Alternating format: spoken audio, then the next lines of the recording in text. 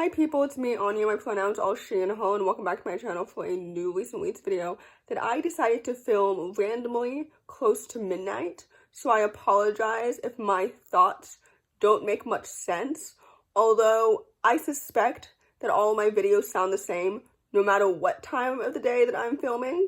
So maybe I shouldn't have drawn attention to the fact that it's literally almost midnight.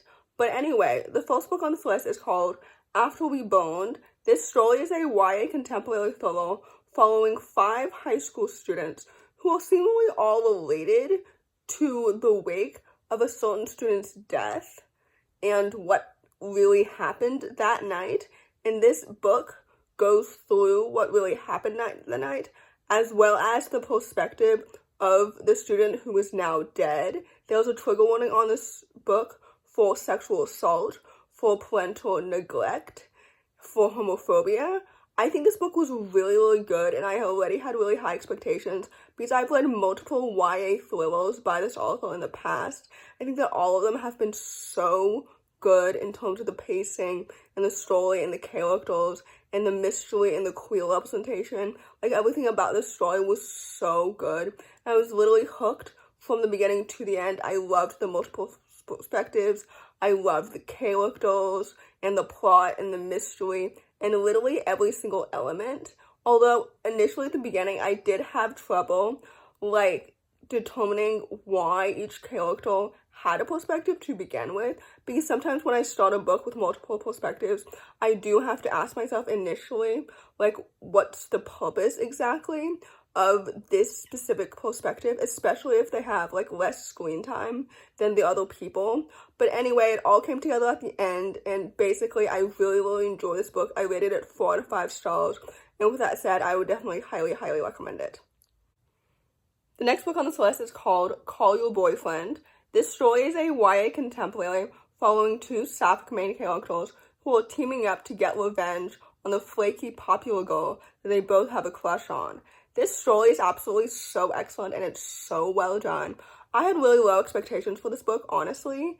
Actually, that's not true. Really low is an exaggeration. I had lower expectations for this book because even though I've read and rated highly books by these authors individually, sometimes when authors collaborate, their writing isn't as strong together as it is apart, if that makes any sense. But this book was so good. I was squealing and kicking my feet over the cutesy romance, for example. The 2 characters individually are so well developed, and I love them, and their chemistry together is so adorable, and it's so cute, and it's so wholesome. I loved how all of the characters were so humanized and just so well done. I love this concept of teaching somebody how to date somebody else, but then you find yourself falling for them. You know what I mean? I don't know if that makes any sense, but that trope is literally one of my favorites. It's not exactly fake dating, per se, but anyway, this book was so cute and it was so adorable. I love the pacing and the plot and the characters and the romance, of course. So anyway, with that said, I rated this book 4 out of 5 stars, and I would definitely highly recommend it. The next book on this list is called Blood in the Water. This story is a middle-grade contemporary thriller following a young black main character who's investigating the mystery behind her new friend's alleged shark attack. I don't know if that makes any sense, but basically this book was so good, and I really enjoyed it. I love the idea of trying to solve a mystery that other people have painted a certain way, but you know that it's not exactly the case. No pun intended. When somebody's been framed or something like that. I love those mysteries and figuring out what really happened. I think that has always been incredibly interesting to me and incredibly fascinating, especially with the backdrop of a black main character with her family's backstory and everything. I think this book was so good. I love the characters and the plot and the pacing and the mystery and everything. I already knew that Tiffany would absolutely deliver because all of her YA books that I've read before have been so good. So obviously I knew that her middle grade debut would be no exception, and it absolutely was. It was so good. I loved all of the elements together. So anyway, with that said, I rated this book 4 out of 5 stars, and I would definitely highly recommend it. The The next book on this list is called Devils Like Us. This story is a YA historical fiction following 3 queer main characters who are discovering and navigating self-discovery, magic, and demons. And frankly, I really enjoy this book. First of all, the queer representation is absolutely so excellent. One of the main characters is a transgender man, and the other 2 are queer and sapphic. I loved the platonic dynamic between the trio. Like, it was so well done and so awesome. I also loved the found family that they found in the pilots. I love pilots so much. Even though I know historically maybe they weren't great people, but I love the concept of like a ragtag motley crew of people that are just so diverse and accepting, especially of queer identities. Like, this book was excellent, and the characters themselves individually are so well developed and so good. I love them so much. I'm so excited to see what will happen in the sequel, especially in how the sapphic romance, I hope, will develop, because I love it so much. I'm so excited to see what will happen next. Like, magically and everything, the plot and the magic and the mystery and everything together was so well done and so awesome.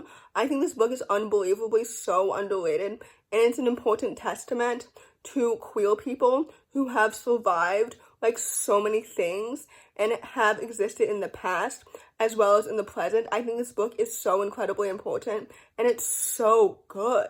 And it just, like, I love these characters so much. So anyway, with that said, I rated this book 4 out of 5 stars. I would definitely highly recommend it. The last book on this list, and certainly not the least, is called The Rebel Girls of Rome. This story is a YA historical fiction / contemporary following 2 main characters, one of which in modern day, and she's trying to connect with her grandfather's mysterious past while on a trip in Rome, and the other one is set during World War II, and it follows a young queer Jewish woman who joins the resistance during World War II.